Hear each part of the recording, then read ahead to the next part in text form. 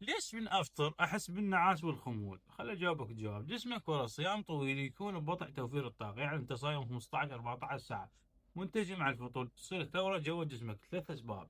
اول سبب هجره الدم من الداخل، كميه اكل كبيره فجاه الجهاز الهضمي يحتاج دم حتى يبدي يفكك هذا الاكل. اللي يصير الدماغ ينطمر يسحب الدم من العضلات وحتى من الدماغ نفسه ويوديه من للمعده.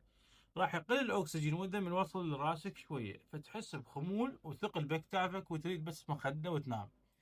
اثنين، صدمة الانسولين، هبوط السكر المفاجئ. فطورنا العراقي المعدل ما يغلى من تمن، خبز، شربت وحلويات. اللي يصير هاي النشويات ترفع سكر الدم للسماء، البنكرياس ينصدم ويفرز كمية انسولين هائلة حتى ينزله.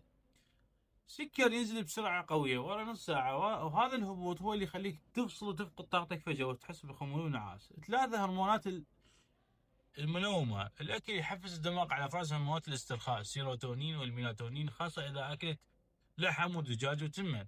دماغك يقول لك عاش فيدك، شبعنا هسه خلينا ننام خلينا نركز بشغلنا.